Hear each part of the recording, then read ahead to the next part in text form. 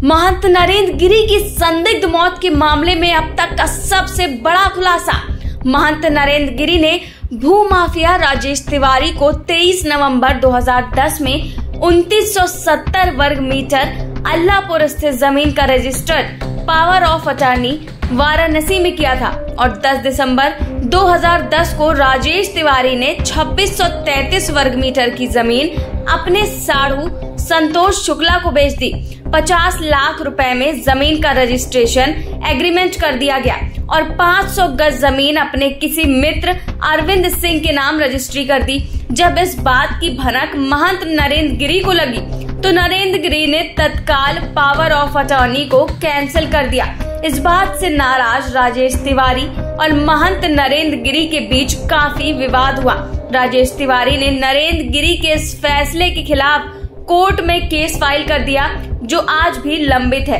करोड़ों की कीमती जमीन हाथ से जाते देख राजेश तिवारी ने काफी हथकंडे अपनाए, लेकिन महंत नरेंद्र गिरी के रसूख के आगे उनकी एक नहीं चली, जिसके चलते राजेश तिवारी और नरेंद्र गिरी के बीच दुश्मनी चली आ रही थी। बताते चले कि राजेश तिवारी के खिलाफ दर्जनों मामले दर्ज हैं और 2 साल से कोर्ट द्वारा वांटेड भी हैं। साथ ही राजेश तिवारी का भाई भी रिटायर्ड इंस्पेक्टर है जो कानपुर से एक लड़की के बलात्कार के मामले में गिरफ्तार कर जेल भेजा गया है। तो ऐसे में अब देखने वाली बात ये होगी कि क्या पुलिस भूमाफिया राजेश तिवारी को भी जांच के दायरे में लेगी। साथ ही सवाल ये भी है कि क्या पुलिस पुराने विवादों को लेकर अन्य लोगों से भी पूछताछ करेगी।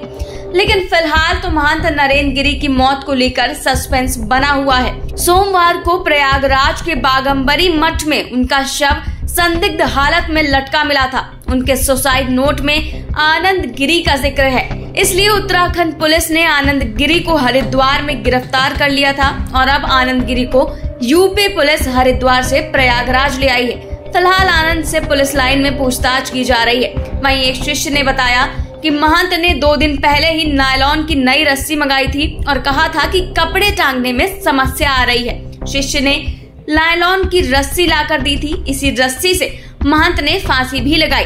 वहीं महंत नरेंद्र गिरी के 7 पन्नों के सुसाइड नोट पर भी सवाल खड़े हो रहे हैं। बताया जा रहा है कि वो ज्यादा लिखते पढ़ते नहीं थे। पुलिस सूत्रों के मुताबिक घटना स्थल से मिले सुसाइड नोट को देखकर ऐसा लग रहा है जैसे सब कुछ पहले से ही तय हो और कई दिनों से इसको लेकर मंथन चल रहा हो। और अगर खुद महंत नरेंद्र गिरी ने नोट लिखा तो उस वक्त उनकी मनोदशा क्या थी।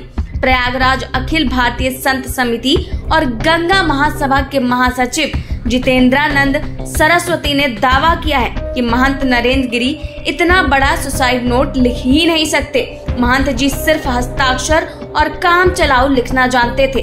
तो अब ऐसे में सवाल ये है कि आखिर महंत ने आत्महत्या की या फिर उनकी हत्या की सोची समझी साजिश रची गई थी। Bureau report 4 PM news network.